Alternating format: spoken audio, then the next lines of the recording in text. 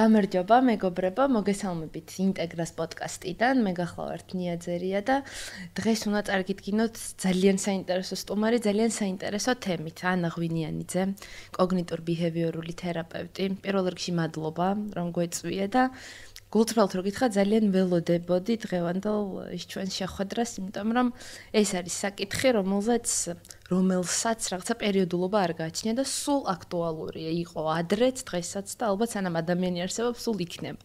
და ეს თემა არის სასიყვარულო ურთიერთობები. ოღონდ თანამედროვე სამყაროში. რაღაცნაირად ხო შეიცვალა ბევრი რამე და ადამიანიც იცვლება იმ ყველაფერთან ერთად, რაც ჩვენი ირგვლივ არის და ურთიერთობებზე პირველ რიგში აისახება ეს ყოველივე და მინდა რომ დავიწყოთ პირდაპირ ერთიანად ამ თემაზე საუბარი, რაზე მოვედით და რაზე შევიკრებეთ საერთოდ დღეს.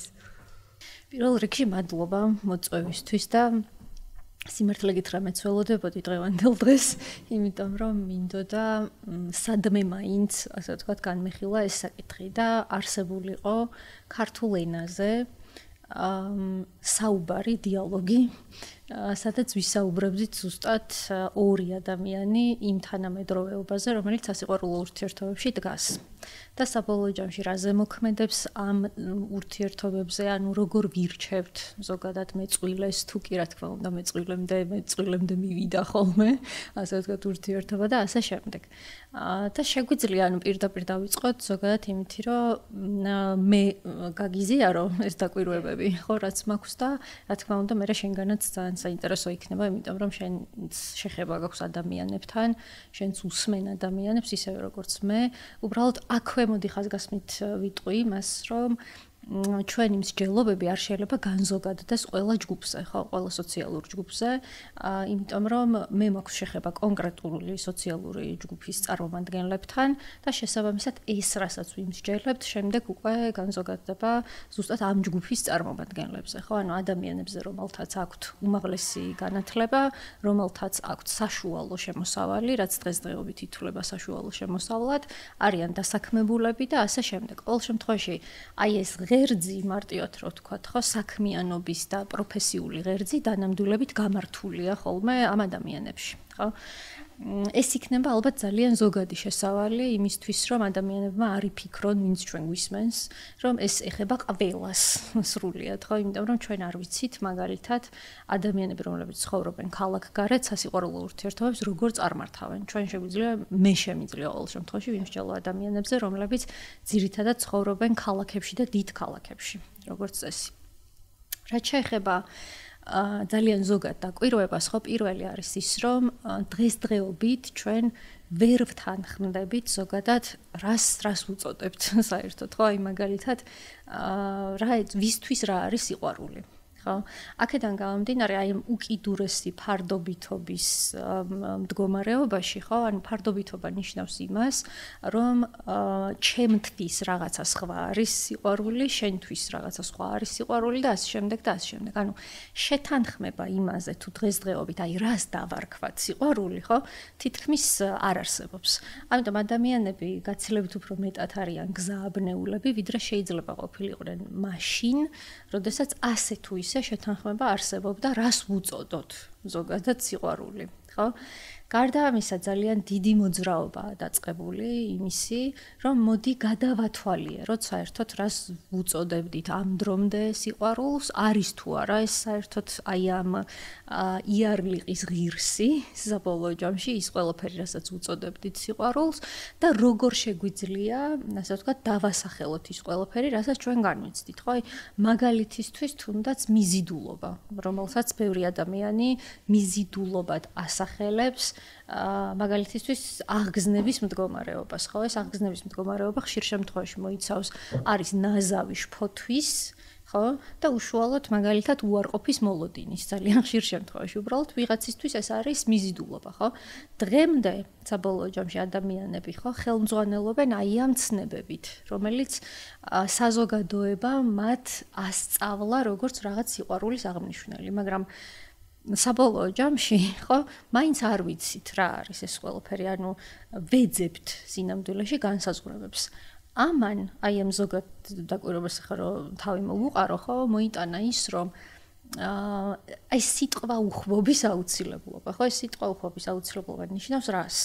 რომ შესაძლოა შენ ჩემთან ურთიერთობ არასასიყვარულო ურთიერთობის წამოწყების ან ჩამოყალიბების განზრახვით და ურთიერთობს სრულიად სხვა განზრახვით და ამიტომ შენი ქცევები დღესდღეობით ის ქცევები, რომლებიც წარსულში მოასწავებდა, აი მაგალითად ცოტა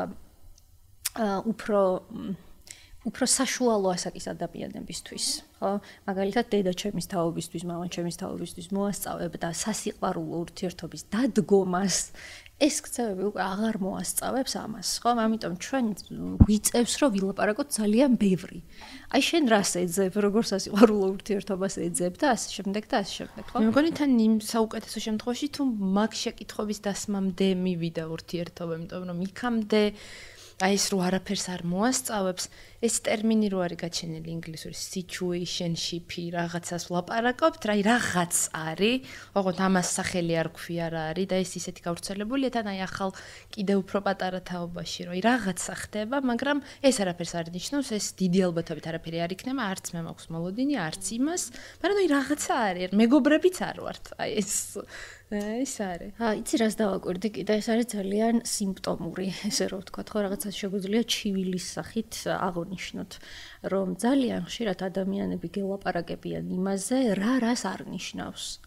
აი მაგალითისთვის თუ მე შენ გწერდი ყოველ დღე, ეს ხომ არაფერს არ ნიშნავს. მაგრამ საბოლოო ჯამში რას ნიშნავს ეს მაინტერესებს, ხო? თორე საბოლოო ჯამში მე შეიძლება ძალიან კარგად ვიცოდე უკვე საკმარისად შფოთვით ვიყო გაჯერებული და არა წინასწარმეტყველებადობის განცდით, რომ ის რომ მაგალითად შენ ყოველ დღე ჩემთან დაკავშირებას ცდილობ ყოველ შემთხვევაში, ხო და მიკავშირდები კიდეც. ეს არ არის რაღაცის მომასწავებელი, მაგრამ აუცილებლად რაღაცის აღმნიშნელია. უბრალოდ მხოლოდ იმიტომ რომ შენ გაქვს განცდა, ხო? რომ ან ვერ წვდები, მარტივად რო ვთქვათ, ხო, გათვითცნობიერების უნარებზეა დამოკიდებული, რომ რისთვის უკავშირდები ამ ადამიანს, ხო? ანუ საიდან გაჩნდა ამ ადამიანთან დაკავშირების რაღაცა ბიძგი, მოდით ესე ვთქვათ, ხო? ესე ვუწოდოთ, რაღაცნაირი ლტოლვა ძლიერი იმითი არა, ხო? ანუ მაინც და მაინც სასიყვარულო ლტოლვა არა, ელემენტარული ის რაც ამოძრავებს ჩემს ხელს, ხო? იმიტომ რომ ჩვენ ვიცით რომ მოძრაობა რო განხორციელდეს საბოლოო ჯამში რაღაცა ტიპის მამოძრავებელი სჭირდება ამ ყველაფერს, ხო? ანუ მე გიკავშირდები, მაგრამ მე სადღაც საფეხურზე გეუბნები იმას, რომ იცი ეს არაფერს არ ნიშნავს. მაგრამ ეს არ ნიშნავს იმას, რომ მე შენთან სასიყვარულო ურთიერთობა მინდოდა, ეს არ ნიშნავს იმას, რომ მე შენთან გრძნობა მაკავშირებდა, მაგრამ ამავდროულად შენ იქცევი, როგორც ადამიანი, რომლისთვისაც ეს გადაკვეთა მნიშვნელოვანია. იმიტომ რომ ამავდროულად შენში უკვე გაღვიძებულია მიტოვების შფოთვა, გაღვიძებულია უარყოფის შფოთვა და ასე შემდეგ და ასე შემდეგ, ხო? მაშინ რა? ანუ თუ ეს რაღაცა არ არის, კი, მაშინ რა არის? იცი აქ ცოტა რას გავს, მე ძალიან ხშირად მიყვარს ხოლმე მაგ შეკითხვის დასმა, უმარტივესი ერთი მხრივ, რა გინდა რომ ვეკითხებ ადამიანებს? უმრავლესობა თან აი მართლა თანამედროვე ადამიანის პრობლემა და ღუქომ ჩემი სუბიექტური მოსაზრებით. პასუხი იწყება რა არ მინდათი. გასაგებია ბევრს თვლიან თან ეს არის დაუსრულებელი სია რა არ მინდა ამის ჩამოთვლა, მაგრამ მე რო ვეკითხები რომ ეგ ყველაფერი გასაგებია, მაგრამ მე კითხე რა გინდა. ამაზე პასუხი არ არის და სულ რთულია ამის მოძიება, რომ არ ვიცი რა მინდა ამ სამყაროში, დღეს არ ვიცი რა მინდა და ბუნებრივია რომ ეს მერე მანიფესტირებულია ურთიერთობაში, რადგან პირდაპირ ისახება ზუსტად ის სივრცეა, სადაც წესით უნდა გამოვლინდეს მე რა მინდა, იმიტომ რომ ხონდა შევარჩიო ჩემი სურვილის შესაბამისად ის პარტნიორი თუნდაც, მაგრამ რო არ ვიცი რა მინდა. და ეს რო არ მოასწავებს არაფერს წეღანას ლაპარაკობდი, ხო? და ეს პირდაპირ რომ ეს არაფერს არ ნიშნავს, აი ეს რაღაც თავის გამართლება შეიძლება ამას უწოდოთ. რა საიდან როგორ გამომდი, რატო ხდება ეს, რომ დღეს აი ამ ყოფაში იმყოფება ადამიანი მართლა, რომ რატო არ ნიშნავს? აი სანამ მოვიდოდი, გადავაწყდი ერთ ძალიან საინტერესო პოსტს. და ხშირად მიფიქრია ამაზე, რომ დღესდღეობით როგორ ადამიანს ვქმნით საბოლოო ჯამში ჩვენი წყობა საერთოდ ის თუ ჩვენი ყოფაც მათ შორის, ხო, და მსოფლმხედველობრივი განწყობები როგორ ადამიანს ქმნის, ხო? ერთი სიტყვით არის ხოლმე აღნიშნული, ხო, მიუხედავად იმისა, რომ ზოგიერთი ჩემი კოლეგა ამ სიტყვას ეწინააღმდეგება, ეს არის განრიდება. საერთოდ ადამიანი, რომელიც განრიდებულია, განშორებულია საკუთარი ყველაზე ძირეული, ყველაზე ზოგად ადამიანური მოთხოვნილებებისგან, ხო? მაგალითისთვის ამისი ძალიან ნათელი დასტური არის ის, რომ როდესაც იწყება სასიყვარულო ურთიერთობა და იწყება უბრალოდ, ასე ვთქვათ, ანუ ურთიერთობას ვიწყებთ უბრალოდ, ერთ-ერთი მხარე, რა თქმა უნდა, იწყებს გრძნობების to catch feelings, რაც არის, ხო? ანუ მარტივად რა ვთქვათ, გრძნობები უჩნდება. რაც ბუნებრივია, რაც ბუნებრივია, რაც ადამიანურია, ხო? დანამდვილებით, მაგრამ ნახე არგუმენტი რა არის ხოლმე ხშირ შემთხვევაში, ეს არ არის ერთი გამოცდილება და ერთი რაღაცა რაც მოსმენილი მაქვს, ანუ ზოგადი ის არის, ხო? ანუ რა გეწყინა შეყვარებულები ხომ არ ვიყავით? ხო, ეს დაახლოებით იგივეა ამ მტკიცო, რომ ჯერ შეყვარებულები უნდა ვიყოთ და მერე გაჩნდეს გრძნობები.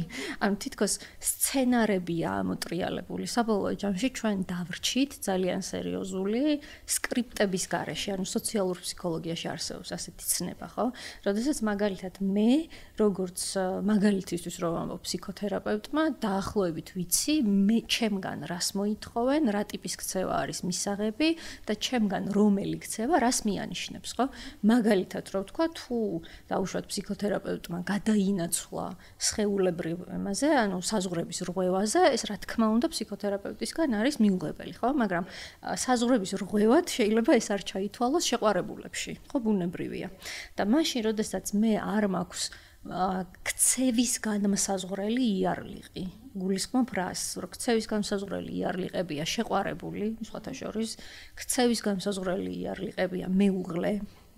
და ეს მეუღლეობის იარლიყი, სხვათა შორის, მე მგონი შენ გაქვს ძალიან საინტერესო ისა ხო გამოცდილება და ამას მოვისმენ სიამოვნებით, რომ რას ნიშნავს, ვისთვის რას მეუღლე, სიტყვა თვითონ თავისი დატვირთვით, ხო, თითქმის, ანუ განხორციელებით, აი ეს embodiments რასაც უწოდებენ, ხო, ძირითადად სხეულზე დაფუძნებულ პრაქტიკებში, რომ გამოხატვით თითქმის არ არსებობს, ხო, ანუ რას ნიშნავს, ხო, ეს ოღონდ ეს თანამედროვე ფენომენი არ არის, ხა წინა თაობებშიც მეუღლეობა შეიძლება ითქვას არ იყო მაინც და მაინც ისეთი ასე ვთქვათ შესატყვისად განხორციელებული როლი, ხო? ასევე განმსაზღვრელი, სხვათა შორის ქცევის განმსაზღვრელი და წარმმართველი იარლიყი იყო საყვარელი, სხვათა შორის, რომელიც შეცვლილია ბევრი ძალიან ისეთი ცნებით, რომელსაც საზღვრები აქვს ცოტათი, ანუ თითქოს შემოუსაზღვრავი რაღაცეებია, ხო? აი მაგალითად friends with benefits. აი შენ როგორ გამოცდილება გვაქვს რას ნიშნავს friends with benefits და მეუღლეობაზეც ძირითადად როგორც წესი მაგაზე მე როგორ გაგიზიარა ჩვენ რომ საუბრობდით ამ პოდკასტის დაგეგმვაზე ძალიან ისეთი საინტერესო შეწუხილი მაქვს შეიძლება ითქვას რომ ის იყო წუხილი და თან ძალიან გულწრფელად გამოხატული წუხილი მართლა რომ არ მესმის ეს ცნება საერთოდ მეუღლეობის საერთოდ ის პასუხისმგებლიანი კავშირის ეს ჩემი დამატებაა, მაგრამ რეალურად შინაარსია მწუხილს ეს ქონდა, რომ აი ეს პასუხისმგებლობები, რომელიც აი განსაზღვრულ ურთიერთობას მოსდევს, მე ეს არ მესმის, რატომ არ შეიძლება რაღაც ვიცხოვროთ ერთჯერ ქვეშ, ვზარდოთ საერთო შვილი, გქონდეს სექსუალური ურთიერთობა, მაგრამ ვიყოთ რაღაცა მეგობრები, რატო არ შეიძლება რომ ეს გაგრძელდეს და რაღაცნაირად მე არ მქონდეს მე რაღაც ვალდებულებები, რაღაც სახლში დროულად მოსვლაზე, მე რაღაც წასვლაზე ამას, რაც როგორც წესი ვიცით ხოლმე, რაც მოყვება აი ამ შემოსაზღვრულ ურთიერთობებს, ხო ეს გარკვეული პასუხისმგებლობები და ვალდებულებები. ეს იყო მართლა ისე გულწრფელად გამოხატული წუხილი ადამიანის, რომელიც ესე განიცდის ამას, არ იტყუება ამაში რაღაც არაფერს არ მანიპულირებს, მართლაც გულწრფელად არის ამითი შეწუხებული, რომ რატომ არ შეიძლება ასე იყოს.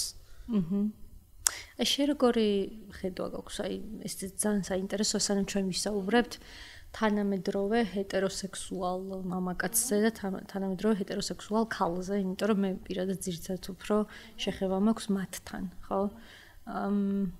როგორია შენი განცდა, რატო შეიძლება დავუშვათ იყოს ესეთი რთული საკუთარი ქცევის შემოსაზღვრა და კიდე ერთი ცვლადი, რაც ძალიან მნიშვნელოვანია, არის ის, რომ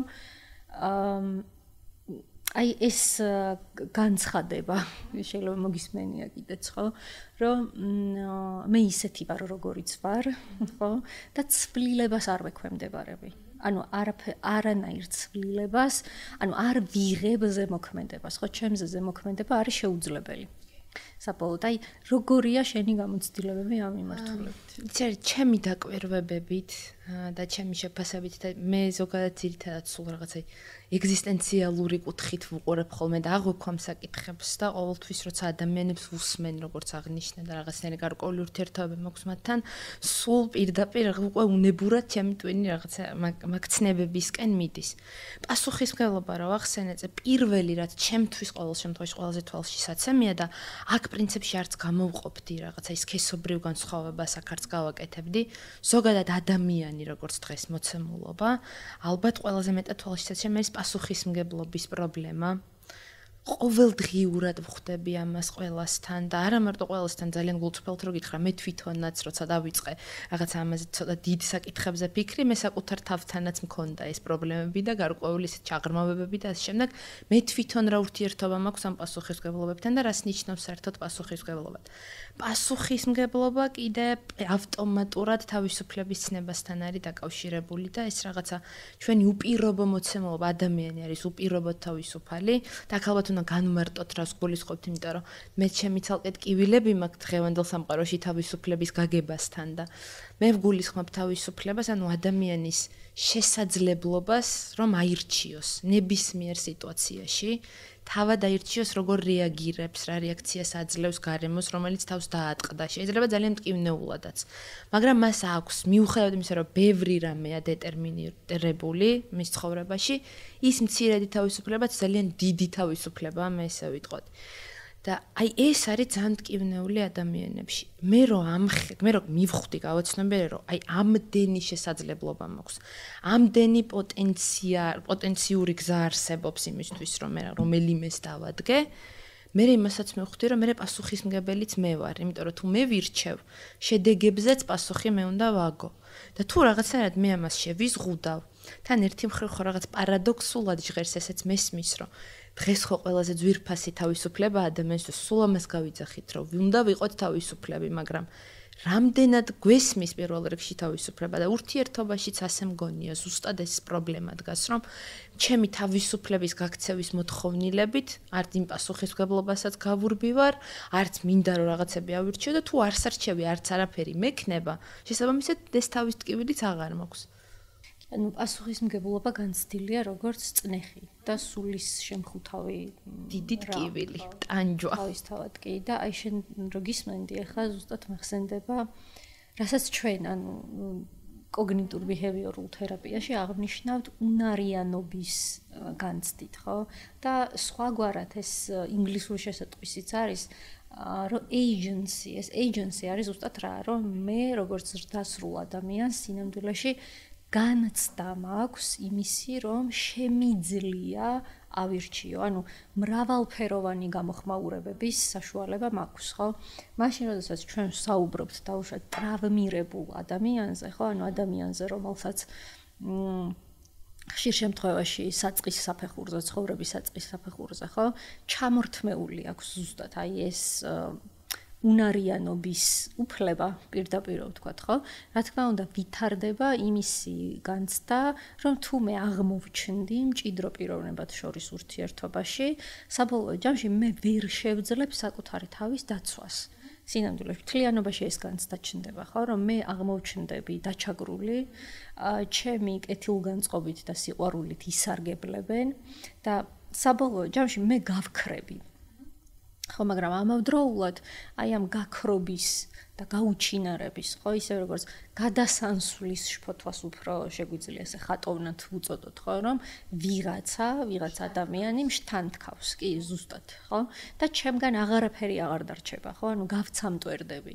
საბოლოოდ უახლოვდებით ზუსტად აი ამ საზღვრების დაწესების უნარს, რომელიც ძალიან ბევრ ადამიანს გამომუშავებული არ აქვს. სინამდვილეში აი ქართველი მაგალითად ჰეტეროსექსუალი მამაკაცი დაახლოებით 30-დან 45 წლამდე იმაზე ვსაუბრობ მე ხლა ამ შემთხვევაში, ხო, მამაკაცებზე არის მამაკაცი, რომელსაც ერთი მხრივ აქვს ძალიან ხისტი კედლები, მაგრამ თუ ის აღმოჩნდა ურთიერთობაში, მას არ შეუძლია საზღვრების დაწესება. იმიტომ რომ ის ვერ უძლებს საზღვრების დაწესებასთან დაკავშირებულ ბრალეულობის განცდას, რომელიც სინამდვილეში მომდინარეობს ძალიან ღრმა ბავშვობის გამოცდილებებიდან, სადაც მას უარი უთხრეს ძალიან ხშირ შემთხვევაში იმაზე, რომ შენ სხვა ხარ, მე სხვა ვარ, ხო? და უარი უთხრეს ამავდროულად ბავშვობაზე. ბავშვად ყოფნის ფუფუნებაზე, ხო?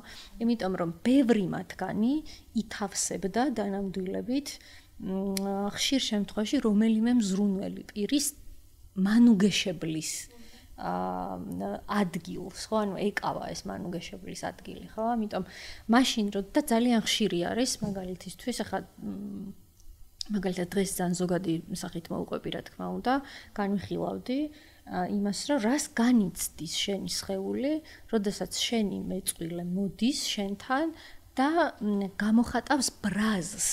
და ერთი ძალიან საინტერესო რაღაცა აღმოჩნდა, რომ ბრაზს რო გამოხატავს დამოუკიდებლად იმისა, ჩემკენ არის თუ არა ეს ბრაზი მომართული, ჩემკენ არის თუ სხვისკენ, სხვას ეკუთვნის და სხვისკენ არის მიმართული, სამიზნე სხვა არის, ხო?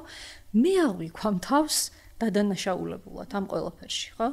რეალურად ეს არის იმისი ანარეკლი, რომ ბავშვობაში მოითხოვდნენ ჩემგან იმას, რომ უბრალოდ დაკვეთა იყო, ხო? როდესაც შენი მზრუნველი პირი მწყობრიდან არის გამოსული, ხო, მაგალითად ამსხრევს ირგვლივ ყველაფერს, ან უბრალოდ ძალიან ძლავრი და ესეთი მძაფრი გამოხმაურება აქვს, ხო, აი, მაგალითად შეცხადება. ეს სიტყვა დაიკარგა, მაგრამ სინამდვილეში არსებობს.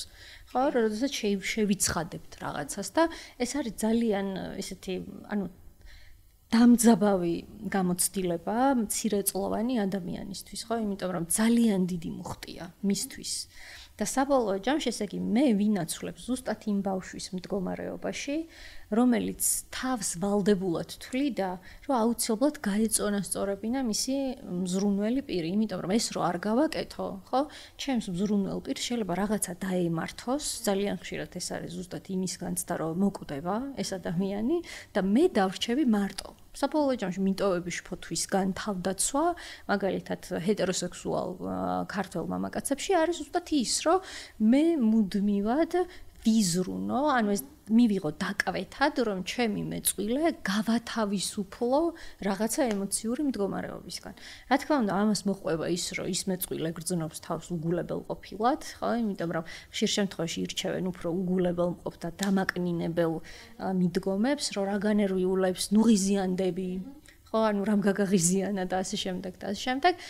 ან ინაცვლებენ გამომსწორებლის, ხო, ხსნელის მდგომარეობაში, რომ იცი მე მოგიგვარებ ამას, რომ შენ არ იყო ამ მდგომარეობაში. რა თქმა უნდა, ხა ფართო გაგებით ჩვენ საუბრობთ შეზრდა განუცალკევებლობაზე, სადაც პასუხისმგებლობის აღების უნარები კაფიოდ არის დათრგუნვილი, ხო? იმიტომ რომ მე მიჭირს გავმიჯნო ერთმანეთისგან აი ამ უკიდურესად ნატიფი სამუშაოს ჩატარება, რაც არის ის, რომ შენი რა არის და ჩემი რა არის, ჩემი პასუხისმგებლობა რა არის, მიჭირს. და ამიტომ ვარ დამძიმებული, დატვირთული ამ პასუხისმგებლობით და რა თქმა უნდა აუტანელი ხდება ამ პასუხისმგებლობების დატევა, იმიტომ რომ ჩემზე კი არ ვაგებ პასუხს უპირველეს ყოვლისა.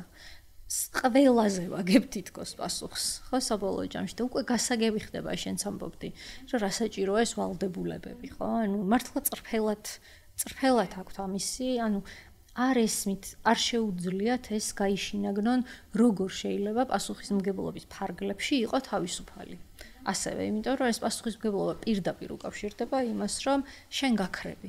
ანუ შენ იქნები მუდმივად ჩაყენებული სხვისი მოთხოვნილებების კი არა, მოდი სხვა სიტყვას გამოვიყენებ, ახირებების. ანუ სხვისი ახირებების დამაკმაყოფილებლის მდგომარეობაში, ხო? და ეხლა რომ ლაპარაკობდი, თან პარალელურად ვფიქრობდი, რა ეს მე რომ არ გავქრე ამის შიში, რომ მე რომ სხვა თან თქოს ჩემგან არაფერი აღარ დარჩება. და ეს მე საზღვრების შიში და ეს ყველაფერი რაღაც განსაზღვრული არაფერი არ იყოს. რაღაც მხრივ ალბათ ისიც არის, რომ პირველ რიგში საკუთარ თავთან არა აქვს ეს საზღვარი, ანუ ვერ განიცდის თავის თავს როგორც რაღაცა სიმყარეს.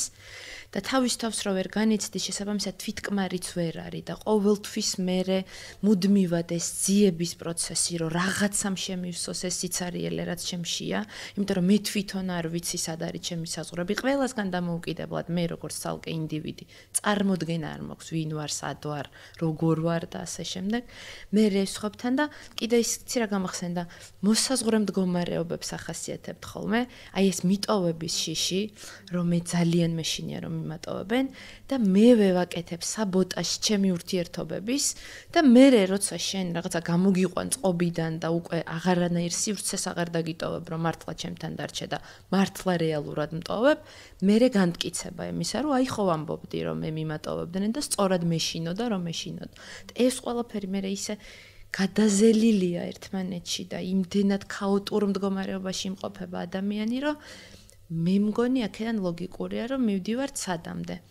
აი ამ რაღაცა ღრმა ემოციური კავშირებისგან დაცლილ სექსამდე. ეს ხდება მერე ბოლოს.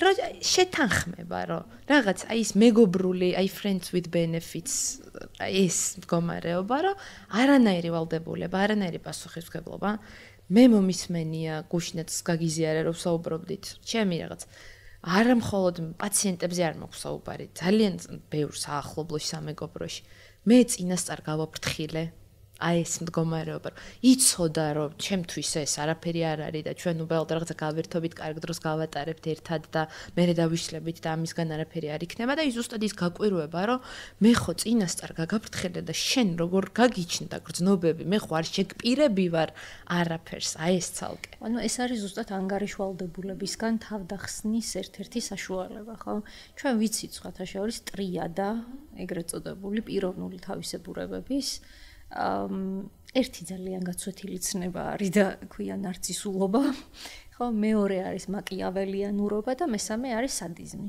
ხო, რა თქმა უნდა.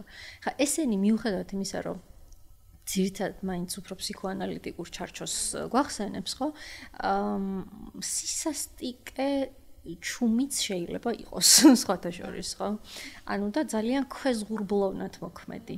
შენ ვერ ხვდები საბოლოო ჯამში რატომ გიცახცახებს მთელი სხეული, ხო? ანუ შფოთვისგან. ანუ რატომ ხარ ასეთი დაძაბული ამ ადამიანის სიახლოვეს, ხო? მაგრამ რაღაცა გაძლევს იმის, ანუ მინიშნებას იმაზე, რომ აი რაღაც როგორ გითხრა, თითქოს აი კანქვეშ, აი საიდანღაც ამოდის, ანუ შენი სიღრმიდან ამოდის ეს შფოთვა, ხო? და ძალიან ნიშანდობლივი არის ის, რომ მაშინ, როდესაც ადამიანი არის გაუთვითცნობიერებელი, ხო?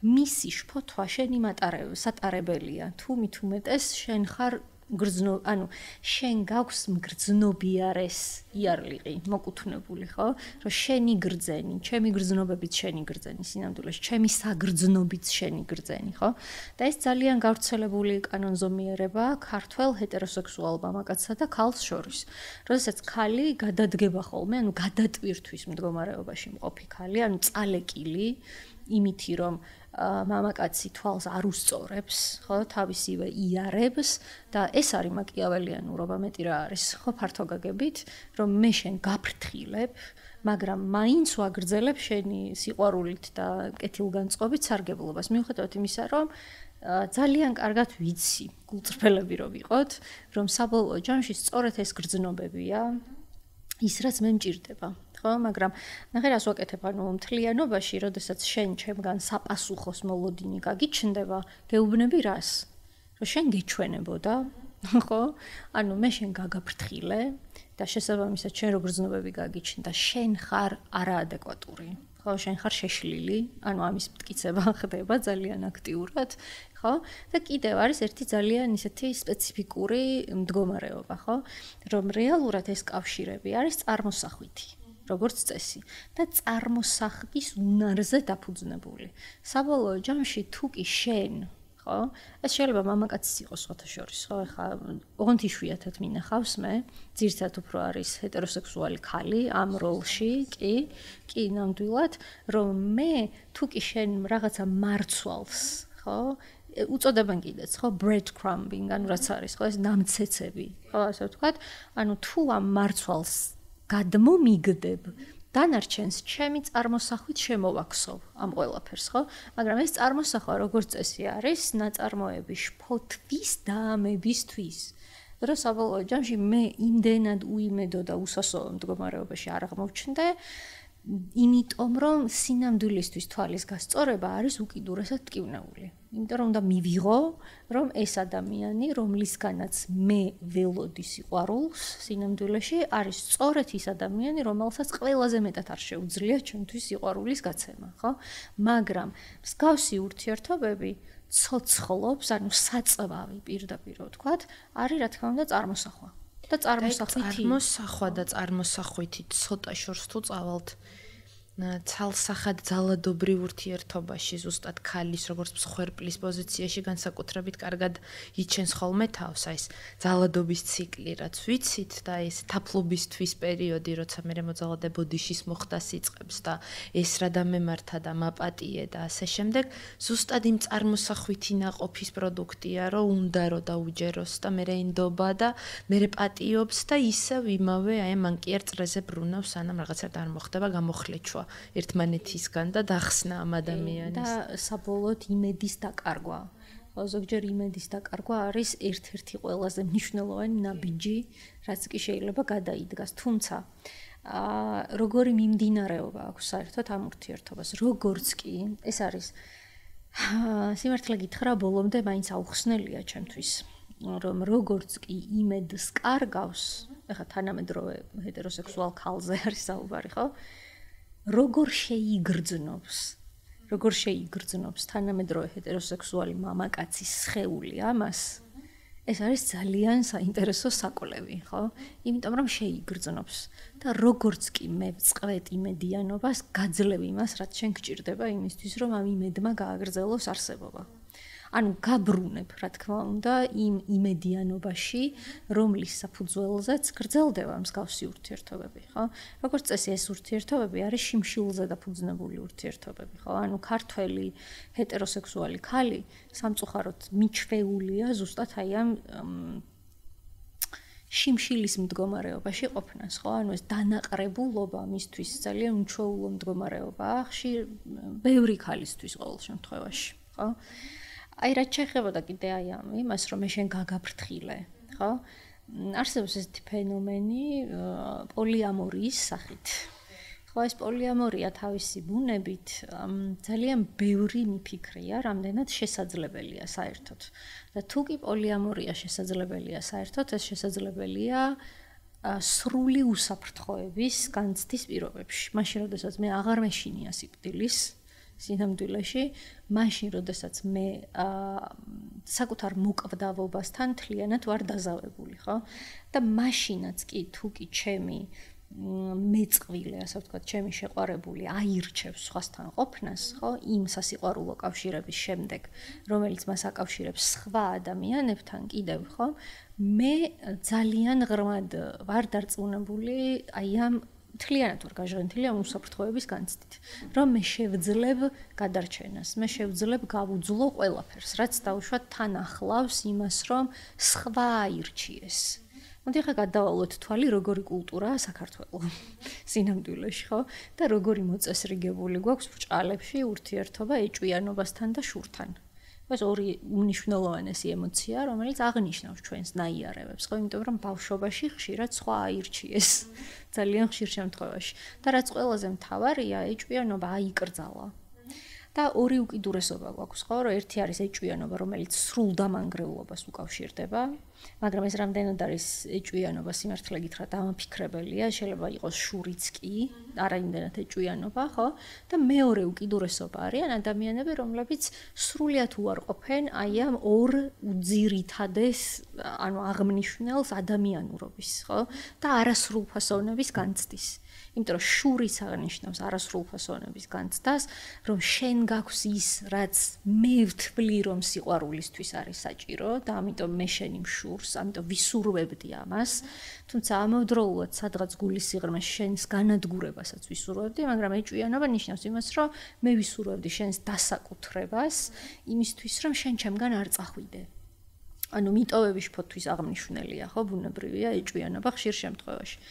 და აი ამ ორ ემოციას არის ორი უკიდურესობა ადამიანების. ერთი, რომელთაც სრულიად განდევნილი აქვთ ეს ტერმინი რო გამოვიყენოთ, დავიწყებული, მოდი ეს სიტყვა გამოვიყენოთ, რომ სინამდვილეში იყვნენ ამ მდგომარეობაში თავის დროზე, ხო და მეორე არიან ადამიანები, რომლებიც პირიქით ძალიან ხშირად იმყოფებიან ამ მდგომარეობაში და ამ მდგომარეობის დატევა ძალიან უჭირთ.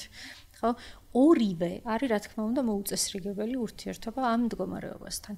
პოლიამორიასაც შეეხება, ხო, არის ნახე როგორი სისტემა აქვს, ანუ რაც მე მინახავს ყოველ შემთხვევაში, ხო, ეს არის ის, რომ თუ მე გეტყვი შენ, რომ შენგან მივდივარ, ხო, გაუცნობიერებლად პასუხისმგებლობას იმაზე დარჩე თუ არა ამ ურთიერთობაში, გაბარებ შენ. ცალსახად. ხო, იმიტომ რომ ეს არის აღსარების ფორმატია სინამდვილეში, ხო? ანუ მე გათავისუფლებული ვარ ჩემი პასუხისმგებლობისგან შენ წინაშე, ხო? თავად გადაწყვიტე. გინდა თუ არ გინდა, ხო?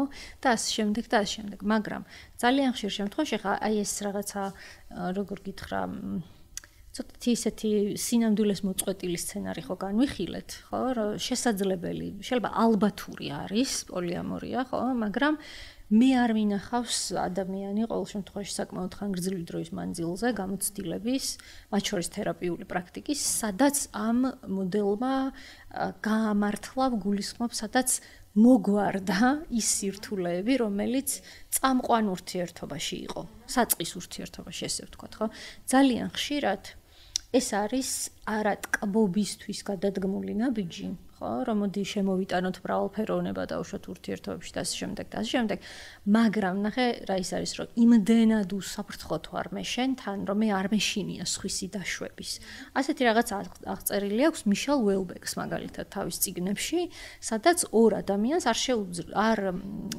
არ ეშინია მესამე ადამიანის დაშვების, იმიტომ რომ მათ სრული, ანუ ძალიან ისეთი უსაფრთხო კავშირი აქვს და მათ ერთმანეთი ეგულებათ. ანუ ეს მიტოვების შფოთვა ასე თუ ისე გადაძლეულია.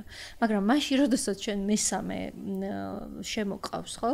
ზუსტად იმისთვის, რომ გაუმკლავდე მიტოვების შფოთვას, ან გადაიმალო, აი მაგალითისთვის იგივე ხშირად არის ხოლმე უფრო ქართველ მამაკაცებში, რომელთაც ძალიან უჭირთ საკუთარი თავის დატევა, მაგალითად გაკრიტიკებულის მდგომარეობაში. რომ აი გაკრიტიკებული ვარ და აი ასეთ წუთებში ვფიქრობ, რომ შენთან ურთიერთობა საერთოდ აღარ მინდა, ხო? და ჩვენ ვიცით ესეთი ცნება არსებობს ობიექტის გამთლიანების სირთულე, ხო? რომ მე შეიძლება უპირატესად ძალიან დამაკმაყოფილებელი ვარ ურთიერთობაში, მაგრამ ერთი ფეხის დაცდენა, ხო? და საბოლოო ჯამში ჩნდება აი ეს აზრი, გაქცევის აზრი, რომ იქნებ გავიქცე სხვასთან. აი რა კარგი იქნებოდა, რომ მაგალითად სხვას გავფლირტავებოდი. მოჩვენებითი რაღაც სიმშვიდის და ჰარმონიის მოთხოვნილი. რომ დავბრუნებოდი ისეთ საკუთარ თავს, რომლის ატანაც მე შემიძლია. ესეც ისევ გარეთ რაღაცაძე გარეთ ვეძებ ისევ იმას, რაც სინამდვილეში, აი ეს არის გასააზრებელ, გასაცნობიერებელი ეს შემთხვევაში, მე შიგნიდან რა რესურსს ვფლობ და მე ჩემთვის რა შემიძლია გავაკეთო. და არა ის რომ ვიღაცამ გამიკეთოს, რაც რაღაც ცოტა რაღაცა პარაზიტულ მას რომ მე მსგავსება ურთიერთობა უკვე, მე სხვა იმისთვის მჭირდება რომ მე ჩემი თავი გადავირჩინო, ჩემი თავი მომწონდეს, რაღაცა გამოვიყენო იმისთვის რომ კმაყოფილი ვიყო მე ჩემთვის და ეს არ არის გაზიარებული აღარ არის მე ეს ურთიერთობა. ზუსტად აი უსაფრთხოების განცდაღარი ნდობა აღარ არის ასეთ ადამიანებს შორის, იმიტომ რომ მე ვცდილობ რომ ვიღაცით მოვიგვარო ჩემი პრობლემა და ისიც თუ ცდილობს რომ ჩემით მოიგვაროს ეს პრობლემა, რაც მას თავად აქვს, მე ხდება ხოლმე ვართ ამ ქალში. ეხან რო ახსენე, ძალიან მინდა რომ აქ თემაზე რაღაცნაირად ცოტა კიდევ ორი სიტყვი თქვა, სიკვდილის შიში ახსენე და როგორ უკავშირდება სიკვდილის შიში ეს თანდაყოლილი, არაცნობიერი რაღაცა დიდი ტკივილი ადამიანის აი ამ ურთიერთობებს. ძალიან კარგი კითხვა არის ეს, მე ვფიქრობ, რომ მაინც ადამიანები, რომლებსაც შეუძლიათ, ხო, თავის მიძღნა, ისე როგორც თავდადება და აქვე ხას უსვამ, რომ თავდადება თავგანწირვა არ არის, იმიტომ რომ ზოგჯერ იგივდება ხოლმე ერთმანეთთან და ძალიან უჭირთ ამ ორის განსხვავება ერთმანეთისგან. ხო, მე ვფიქრობ, რომ ეს ადამიანები დაზავებულები არიან თავიანთ მოკვდავობასთან სინამდვილეში, ხო? ეს ნიშნავს იმას, რომ პირველ რიგში ეს ნიშნავს დაზავება შფოთვასთან. საბოლოო ჯამში, იმიტომ რომ შფოთვა არის ის მდგომარეობა, რომელიც ადამიანებს უბიძგებს იმისკენ, რომ ნაცვლად იმისა, რომ შეინარჩუნონ კავშირი, მაგალითად, შეყვარებულთან და ნაცვლად იმისა, რომ მე განვიხილო, ხო? შენი ქმედებები ჩემზე როგორ აისახება, ხო? აი ამის ნაცვლად მე ვირჩევ განშორებას. იმიტომ რომ ეს ძალიან ცხოველური ნაწილია ჩვენში, ხო, საბოლოო ჯამში და ძალიან ბრძნულიც, ხო, ბუნებრივია რაღაცა თვალსაზრისით. იმიტომ რომ თუ ჩემკენ მოემართება, ასე ვთქვათ, გამოხატული მტრულობა, ხო? ეს რა თქმა უნდა მიბიძგებდეს იმისკენ, რომ ეს გარემო დავტოვო, ხო, ამ გარემოს განვშორდე. და დროებით მაინც ყოველ შემთხვევაში განვერიდო, ხო?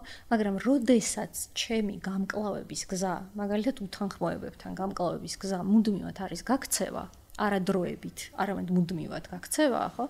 რა თქმა უნდა, აი ეს მოუგვარებელი, ასე ვთქვათ, გამოუთქმელი, გადაუჭრელიც არა, იცი სიმართლე გითხრა, შეუთანხმებელი, ანუ რაღაცაზე ვერ შევთანხმდით, ვერ ვთანხმდებით, ხო? ვერ ვთანხმდებით თუნდაც იმაზე, რომ ამაზე ვერ ვთანხმდებით, აი ამ საკითხზე, ხო? აი ეს რა თქმა უნდა, შემდეგ იწყებს მუხტის სახით, თავისთავად აი ამ ურთიერთობის გახლეჩას მთლიანად, ხო? და ბუნებრივია მანძილის ზრდას შენსა და ჩემ შორის. იმიტომ რომ ჩვენ არ გვისაუბრია იმაზე, შენ როგორ აისახები ჩემზე, ისე როგორც მე ნაკლებად ვარ შეიძლება მაინც და მაინც ცნობის მოყარეობით განწყობილი, მე როგორ ავისახები შენზე. ხო, ამიტომაც არის მე აი ჩანაწერებში, რომელიც შენ გაგიზიარე, იქ იყო ზუსტად გარეგნულზე სწორების და ნივთიერზე სწორების დაჟინება. ხო, რომ აი მაგალითისთვის თუნდაც ქართველ ქალში, ხო, რატომ შეინიშნება. ეხლა აქვე ხას უსვამ, რომ ვისაც როგორც უნდათ, საკუთარ გარეგნობა არის, ეხლა ბუნებრივი არის, ხო? ეს არის ზუსტად იმ უნარიანობის ერთ-ერთი ნაწილი და განცალკევებულობის ერთ-ერთი ნაწილი, რომ ჩემს სხეულზე შემიძლია ვიმოქმედო იმგვარად, როგორც მე მსურს, ხო? მაგრამ მანდაც ხე უკიდურესობა არის, როცა ვიზიანებ სხეულს, ესეც ანუ განცდა არ მაქვს, რომ დავუშვათ შეიძლება ვიღაცაზეც აისახოს. საბოლოო ჯამში ცი იმდენად განცალკევებულად წარმოგვიდგენია საკუთარი თავი, ხო? რომ მაგალითად თუ მე ჯანმრთელობის პრობლემა მაქვს, შეიძლება განცდა მაქვს, რომ შენ რა გინდა, ანუ ხო, შენზე ხო, შენ ხო არ გაქვს პრობლემა, მაგრამ სინამდვილეში აისახება, ხო, თუ რაღაცა მე მიჭირს. დაახლოებით ასეთ უკიდურესობებში ვართ ხოლმე გამომწყდეული. მაგრამ ეხლა იმ გარეგნულზე სწორებას რო დავუბრუნდეთ, ხო, რატომ ვარ ამდენად სწორებული გარეგნულზე? იმიტომ რომ ჩემი მეწყვილე შეიძლება ითქვას, რომ სრულიად ხშირ შემთხვევაში გულგრილია ჩემი შინაგანის მიმართ. რაც მე განმასხვავებს, ჭეშმარიტად, რაც მე კი არ განმასხვავებს, შეუცვლელს მხდის საბოლოო ჯამში, არის ჩემი შინაგანის სამყაროს შენთვის გაცნობა. იმიტომ ეს არის ზუსტად რაც განუმეორებელია საბოლოო ჯამში, ხო? იმიტომ რომ როგორც ახლა ვხედავთ, მაგალითად პლასტიკურ ქირურგიას შეუძლია ყველა ერთმანეთს დაამსგავსოს. ხო, მაგალითისთვის, ანუ საერთოდ განუმეორებელი არაფერი აღარ არის, ხო? ანუ გარეგნულ მხარეში, მაგრამ ჩემს შინაგან ნებათა ღელვებში ასე ვერ იმუშავებ, ხო? ანუ ზუსტად ეს არის რაც მე ჭეშმარიტად განმასხვავებს. ხო, საბოლოო ჯამში რა ხდება საერთოდ სინამდვილეში ზოგადად ემოციებთან ურთიერთობაში, ხო? ემოციები მიიჩნევა ცოტა არ იყოს და რაღაცა ზედმეტ დამატებად ცხოვრების, ხო? ცოტა ისეთია რა ზედმეტია, მოდი ამოვკვეთოთ ახლა ეს ყველაფერი, იმიტომ რომ მე ვარ საბოლოო ჯამში ამაზე ვისაუბროთ გუშინ და ეს მინდა ძალიან რომ გავაჟღერო, სხვისი სურვილის ტყვე. პირდაპირ ვთქვა, ხო, ანუ საკუთარ თავს არ ვეკუთვნი. სხვისი ვარ, სხვისი კუთვნილება ვარ, ხო? როდესაც მაგალითად მე უნდა მივაღწიო წარმატებას, ძალიან დიდ წარმატებას, ხო? ამიტომ შეიძლება ადამიანმა მოიცალოს სიყვარულისთვის, ხო, ჩვენ ვიცით ეს ძალიან დიდი პოემა გვაქვს და იქ წერია, რომ საბოლოო ჯამში აი ეს საჭიროა რაღაცა ტიპის სასიცოცხლო ძალა თავისუფალი უნდა გქონდეს. სიყვარულისთვის, ხო? მაგრამ თუ შენი სასიცოცხლო ძალა მთლიანად მიმართულია, თითქმის მთლიანად იმისკენ, რომ გამართლოს სხვისი სურვილი და ეს სხვა როგორც წესი არის ხოლმე მშობელი, ხო? რა თქმა უნდა, მე არ შემიძლია შენ მოგიძღვნა თავი. იმიტომ რომ მე სხვას ვარ მიძღვნილი, სინამდვილეში სხვას ვარ მიძღვნილი, ხო? ანუ სხვა გულისხმობ ძირითადად უფრო აღმზრდელების მიერ დატვირთული პასუხისმგებლობების გამო ან ვისრისები და არ ჩნდება შენი ადგილი ჩემს ცხოვრებაში, ხო? ამიტომაც არის რაც შენ ახსენე, ზუსტად აი მოდი არ გვინდა არ გავაღრმავოთ, ხო? ანუ არ რატო ვართულებთ, ხო? ეს ხო ყველაფერი ხო ძალიან ის არის, ხო? ხო, ემოციები რო ართულებენ ყოველთვის ყველაფერს. რა თქმა უნდა, ყოველთვის გრძნობები ართულებს ყველაფერს. ბუნებრივია. თითქოს მანამდე გრძნობები არ არსებობდეს.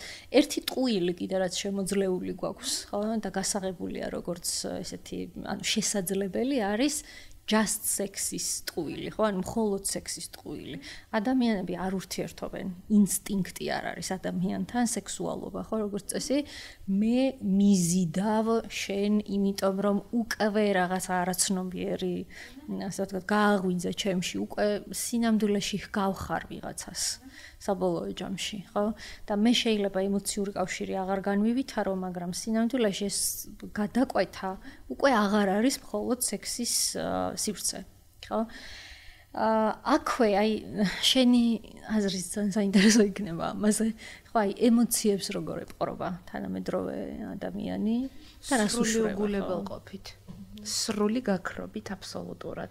და ლოგიკურიც კი ახლა ჩვენ რა ტიპის ურთიერთობის მოდელიც ახლა აქ ავაგეთ, იქ ყველაზე დიდ პრობლემას ამ სურვილებისა და მოთხოვნილების მქონე ადამიანს ზუსტად ემოცია უქმნის, იმიტომ რომ იქ სადაც მე საზღვრებს გავურბივარ, პასუხისმგებლობას თავისუფლება არ მინდა და რაღაცეთ მე თვითონ არ ვიცი ვინ ვარ და რა ვარ, იქ ემოცია მომიტანს იმ ინფორმაციას, რომ რაღაცა ისე ვერ არის. და იმისთვის რომ მე ამითი არ შევწუხდე, რომ მე ესე სრულად გავურბივარ და უგულებელ ვყოფ ღრმა ემოციურ ურთიერთობებს კავშირებს, აი ამ ტიპის დაკავშირებას მეორე ადამიანთან, რა თქმა უნდა, იქ პირველ რიგში მჭირდება, რომ მე ემოცია არ ვიგრძნო, როგორც ამ შემთხვევაში როგორც ინფორმაციის მომტანი, რომელიც რაღაცას მეუბნება მე ჩემსავე თავზე. და ამიტომ მე გავაკეთებ სავარაუდოდ ყველაფერს იმისთვის, რომ გავიქრო ეს ემოციები და მე სახეზე გვაქვს, არ ვიცი, იგივე რომ დავუბრუნდეთ აი ის რაც ახსენე, რაღაც მაკიაველიზმი თუ სადიზმი თუ ასე შემდეგ, ეს ის ადამიანები არიან, ვისაც ემოციები არ შეუძლიათ, ემპათია არ შეუძლიათ, თანაგანცდა არ შეუძლიათ, რომ მე წარმოვიდგინო შენ ადგილას თავი, მე რომ შენ ასე გექცევი, როგორც ნივთს, როგორც საკუთრებას, რომელიც მხოლოდ ჩემი სურვილების დაკმაყოფილების ობიექტი ხარ. შენ როგორ გრძნობ ამ დროს თავს? იმიტომ რომ მე თუ ამას ვიგრძნობ, ეს შეიძლება გახდეს კიდეც ჩემი ქცევის შემაკავებელი ფაქტორი და აღარ მოგექცე, იმიტომ რომ რაღაცა არ ვიცი, შემებრალები, შემეცოდები ვერ გაგიმეტებ იმისთვის, რომ ასე გეტკინოს. და თუ ემოცია არ მექნება, შესაბამისად თანაგანცდაც არ მექნება, შესაბამისად სულ არ ამაღელვებს შენ რა მოგივა, იმიტომ რომ ეს ჩვეულებრივი ამბავია ჩემთვის. თანაგანცდასთან თანაგანცდის ჩახშობაც, ასე ვთქვათ, ხო, საკმაოდ ისეთი გავრცელებული მდგომა, ხო? და ზუსტად აი ეს წმინდად კაპიტალისტური წანამძღვრები გვიწყობს ხოლმე ხელს. სხვათა შორის რასაც დავაკვირდი, ერთ-ერთი ყველაზე ისეთი წანამძღვრები, რომელიც შეიძლებოდა გამოყენებულიყო ჯანმრთელი ურთიერთობებისთვის, რაც ჟღერს შემდეგნაირად, რომ და ისევ ნახე რა საინტერესოა, რომ შენ არ ხარ პასუხისმგებელი სხვის იმაზე, ხო, ანუ სხვის მდგომარეობებზე და იქნებოდა ჟღერდეს, რომ შენ უპირველეს ყოვლისა შენ ხარ პასუხისმგებელი შენს მდგომარეობებზე. ისევ რაღაც ამ უარყოფითი ფორმულირებების ის არის, ხო, რეალურად. აი ეს გახდა საბოლოო ჯამში ჯანმრთელი განცალკევების საფუძველი კი არა, ხო?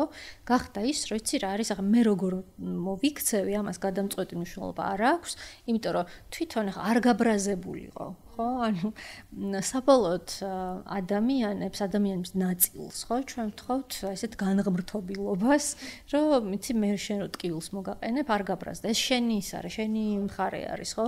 და ამიტომ მე აღარ ვარ თითქოს პასუხისმგებელი იმაზე, რომ ჩემი ქცევა შეიძლება ისახოს სხვა ადამიანს, ხო? ანუ შევცვალო. ეს არის ძალიან უკიდურესი განცალკევებულობის კი არა, გაუცხოების, ასე ვთქვათ, ხო? ანუ გაუცხოების ამსახველი, რომ მე შენთან თითქოს აღარაფერი აღარ მაკავშირებს, ხო? ანუ მე ჩემთვის ვარ, შენ შენთვის ხარ. და იცი რა, ემოციების უგულებელყოფის ნაწილში შენ რაც გამიზიარე, იქაც იყო აღნიშნული და მე მგონია, რომ ძალიან მნიშვნელოვანია ვახსენოთ, იმიტომ რომ ჩემი სუბიექტურად დიდი წუხილია სოციალური ქსელების ფაქტორი, რაც ურთიერთობებს დაემართათ, აი ამ ტექნოლოგიური სწრაფად მზარდი რაღაცა ტექნოლოგიების და ურთიერთობების და სოციალური ქსელების ფონზე. სულ მიკვერდა, აი იცი ეს ურთიერთობის სტილი რაღაცა შენმე მომწერ ჩატში და მე შემიძლია რომ კომენტარს ახლა ხანგრძლივად დავაჭირო თითი და მე რაღაცები ამოხტება ეს ემოციები, მე ამ ემოციას თიც დავაჭერ და შენამდე ინფორმაცია მოდის, რომ ძალიან გამეცინა რაღაცაზე, რაც მომწერ. მაღალია მის ალბათობა, რომ მე წარბი არ შემიხრია საერთოდ. გულწრფელი არ არის აბსოლუტურად. უკვე დააკლდა ხარისხი გულწრფელობისა ჩვენს შორის ურთიერთობას, ხომ ასე? და იმდენად დიდ დროს ვატარებთ დღეს ამ ვირტუალურ სამყაროში და იგივე შეყვარებული წყვილები ხშირად უფრო მეტად არიან ტელეფონზე დამოკიდებულები და ამ ტიპის კომუნიკაციაზე, ვიდრე პირისპირ შეხვედრაზე. რაც მე მაწუხებს და რასაც ხედავ, რომ მონატრების ემოცია უფრო და უფრო მეტად ქრება, იმიტომ რომ მე დღეს ამერიკაში მყოფი ადამიანი შეიძლება აღარ მენატრებოდეს, იმიტომ რომ ყოველწამიერად ხელმისაწვდომია ჩემთვის და როცა არ მენატრება ის განცდები, რაც აი მე შეხვედრის სილამაზე რაც არის, რომ ძალიან დიდი ხანი მენატრებოდი და მე პირისპირ შევხვდით ერთმანეთს და ამან გაალამაზა და კიდევ სათქმელიც აღარ დარჩა, ადამიანებს სათქმელი აღარ აქვთ ერთმანეთთან. რაზე ისაუბრო, იმიტომ რომ უკვე ისაუბრეს იმაზე ჩატში და უკვე რაღაცა განიხილეს ეს საკითხი. ამან ყველაფერმა დაღი დაასვა ამ ურთიერთობებს და იგივე ამ პარტნიორულ სასიყვარულო ურთიერთობებსაც პირისპირობის რაღაცა მომენტი დაიკარგა და ვირტუალური გახდა ესეც. და ამან ხელი შეუწყო მე თუ მით უმეტეს მინდა რომ ემოციები აღარ მქონდეს და ესე გავექცე. ფანტასტიკური საშუალებაა სოციალური ქსელები ამისთვის. ზუსტად კი და თანაც მთავარია, როდესაც შენ ვერ ხედავ სხეულს. ხომ თითქოს იშვიათად შემხედრია ადამიანი, რომელიც სხეულს ვერ ხედავს და მაინც ითვალისწინებს, რომ ის ესაუბრება ადამიანს. ანუ ეკრანს მიღმა ადამიანია და არა უსულო ვიღაც, რომელთანაც შენ, აი მაგალითისთვის იცი რაზე მიფიქრია, მე მადანაშაულებენ რომ მაღალი ბრჭყალებში სტანდარტი მაქვს იმაში ხო ანუ ურთიერთობაში, მაგრამ ჩემთვის რა არის იცი გაუგებარი, იმიტომ რომ გაუგებარია თვითონ იმიტომ რომ განმიცდია ეს რას ნიშნავს, ხო? რომ შენ როდესაც ადამიანს ელაპარაკები და შუა საუბრიდან ხრები 5 დღით. მაგალითისთვის, ხო? და აუცილებლად შეყვარებულები უნდა ვიყოთ, მაგალითად რომ ჩემმა თავის ტვინმა დაიწყოს იმაზე ფიქრი, რომ რა მოხდა. ანუ რაღაცა შუა არ არის მაგის აუცილებლობა. ანუ ნამდვილად არ არის, ხო, სოციალური როლი დანამდვილებით განსაზღვრავს როგორ მოვიქცე, მაგრამ რა ვიგრძნო, ეს მაინც და მაინც არ არის განსაზღვრული სოციალური როლით, ხო? ხო, სოციალურ როლამდე არის საბოლოო ჯამში განსაზღვრული, რას ვგრძნობ, ხო? და საერთოდ არ არის საჭირო ეს სოციალური როლები. ამიტომ რაღაც პარადოქსში არიან საბოლოო ჯამში მოქცეული დღევანდელი სოციალურ ქსელზე მიჯაჭვული ადამიანი, ხო? მათ შორის ისინი, ვინც ამტკიცებენ, რომ სოციალურ ქსელებთან მიჯაჭვულები არ არიან, სინამდვილეში აზროვნებენ ზუსტად ისე, როგორც თანამედროვე სოციალურ ქსელზე მიჯაჭვული ადამიანი, ხო? რომ მე შემიძლია პირდაპირ ვთქვა, დაგტოვო, ხო? არ გამოვიყენებ სიტყვა მიტოვებას, ან უარყოფას, მაგრამ სინამდვილეში განიცდება უარყოფად. სინამდვილეში განიცდება უარყოფად. ერთი კვლევა არის, სხვათა შორის ჩატარებული, რამდენი წუთი საუბარი არის საჭირო იმისთვის, რომ თავი უარყოფილად იგრძნო. და უარყოფილად იგრძნო აბსოლუტურად უცნობი ადამიანისგან, არა თუ იმისგან, ვისთანაც თავშოთ რაღაცა მიმოწერა ქონდა და უკავე მუხტი, ასე თუ ისე აღიძრა, ხო? ზუსტად 3 წუთია საჭირო. ზუსტად, ანუ ეს ექსპერიმენტები ჩატარებ, გაზომილია, ჩვენ ხო გვიყვარს ყველაფერი გავზომოთ, თორე ისე არ ვენდობით, რომ არსებობს, მაგრამ ნუ რადგან ასეა, ყოველ შემთხვევაში იყო ესეთი ექსპერიმენტი ჩატარებული, რომ თამაშობენ, ონლაინ თამაშია და მერე ხრება ერთ-ერთი. და ზუსტად ის თავის ტვინში ზუსტად ის უბნები ანათებს, რომელიც ანათებს ფიზიკური ტკივილის დროს. და ვიწყებთ აი ამ იმას ასე ვთქვათ, ანჯვის მდგომარეობაში ყოფნას, რომ რატო წავიდა ვიღაცა, რომელიც მეთამაშებოდა, ხო? არა, მტკივნეული, ობიექტურად ძალიან მტკივნეულია, მიტოვება საერთოდ. კი, მიტოვებულობაც, ხო, ეხლა გასაგები არის, რომ ეს ხო, რა თქმა უნდა, მოგკლავს, იმიტომ რომ მიტოვების ფოთვა ძალიან მჭიდროდ არის მე დაკავშირებული იმასთან, რომ ვერ გადავრჩები, შენ გარეშე რამე შველება, ხო, იმიტომ რომ მე თვითონ ვერ აი სხვა ჰეტეროსექსუალ ქალებზეც რო ვისაუბროთ, ხო, მეორე უკიდურესობა ეხლა რაც ხდება არის ის, რომ ისინიც გარემოში ეძებენ სინამდვილეში, ხო, აი ამ ნუგეშის ცემას, ხო? უბრალოდ გაცილებით შეიძლება ითქვას, გაცილებით სამართლიანია მათი, ასე ვთქვათ, და გაცილებით ადამიანურობისგან გამომდინარე, ადამიანური ბუნების აღიარებისგან გამომდინარეობს, რომ აი განუსაზღვრელი დროის მანძილზე რო ველოდები შენს შეტყობინებას ეს მაშფოთებს და ასე შემდეგ, ხო? და როგორც წესი არის ხოლმე ორი სირთულე. ერთი არის ის, რომ სინამდვილეში მე არ ვიცი როგორ დავიამო, ასე ვთქვათ, შფოთვა მეც მჭირს, ისე როგორც უჭირს იმ ჰეტეროსექსუალ მამაკაცს, რომელიც 72 საათით უჩინარდება, გაუჩინარდება ხოლმე, იმისთვის რომ შფოთვა მართოს, ისიც შფოთვას მართავს სინამდვილეში, ხო, უბრალოდ მიჩვეულია, რომ უნდა მოვარიდო, ანუ უცხოთვალს გადაუმალო, რომ გავწონა სწორდები მერე მივწერ, ანუ ზრახვა არ არის ხოლმე აუცილებლად ბოროტი, ხო? მაგრამ განუსაზღვრელობა, რომელშიც აყენებს, ხო, ადამიანს, რა თქმა უნდა, ეს უკვე არის ძალიან ძლიერი შფოთვის აღმწვრელი. და მეორე არის უკიდურესობა, რაცაც ხედავ მე პირადად ჰეტეროსექსუალ ქალებში, არის ის, რომ ისინი არ წყვეტენ შრომას, ანუ გამოძერწვას, გამოქანდაკებას საბოლოო ჯამში იმისი, რაც სინამდვილეში არ არის. ხო, ეხლა უარყოფითი იმისი გამომივიდა, მაგრამ იმისი ალბათობა ამხოლოდ შესაძლოა და ზუსტად ეს ნამცეცები ზუსტად ამის იმედს ბადებს, რომ იქნებ და არამხოლოდ იქნება ეს იქ. ვაი თუ მართლაც გამოსწორდეს ეს ადამიანი და მე არ მივცე ამისი საშუალება, ხო? ესეც შფოთვით ნაწარმოები, ანუ ბრალეულობის შფოთვის ნაწარმოები ის არის, ხო? მაშინ როდესაც არ ვართ მყუდროთ საკუთარ თავთან იმ თვალსაზრისით, რომ შეიძლება შევწდი კიდეც. კი. რომ ანუ მართლა შეიძლება ეს იყო რაღაცა ესეთი ასე ვთქვათ, მყარი ცვლილება, ხო და ღირებული ცვლილება, მაგრამ მე ვთქვი უარი, მე შევწდი, ხო და აი ამ მოლოდინით, რომ ვაი თუ შევწდე, ხო, ვრჩები ურთიერთობაში, სადაც უწრფელად რო ვთქვათ, დიდწილად არ ვწდები. ხო, ანუ ისევ და ისევ ის არის, რაც იყო და ერთ რაღაცას ვიტყვი. ძალიან მნიშვნელოვანი არის რაღაცა კანონზომიერი, რაც მე შემინიშნავს, ხო?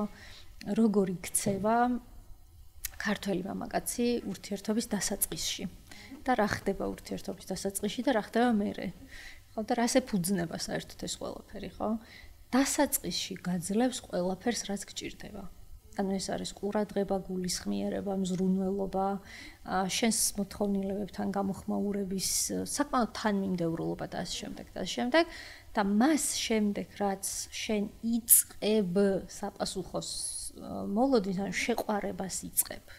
მარტივად რო ვთქვათ, გეცლება ხელიდან. და ის გეუბნება, რომ ჩემი მიზანი არ იყო, რომ შევყვარებოდი.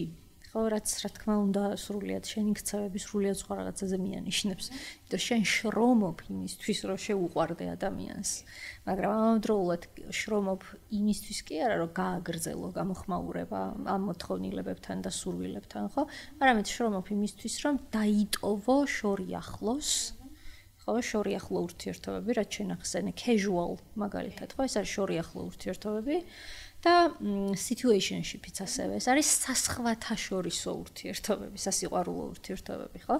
რომ მე შენ მუდმივად მეგულებოდე, ხო, და შენ არც მომიახლოვდე და არც მაგრამ არც ძალიან შორს არ წახვიდე. ძალიან შორს არ წახვიდე და ეს არის ორი შფოთვის რეგულირების გზა, ორი შფოთვის მართვის გზა.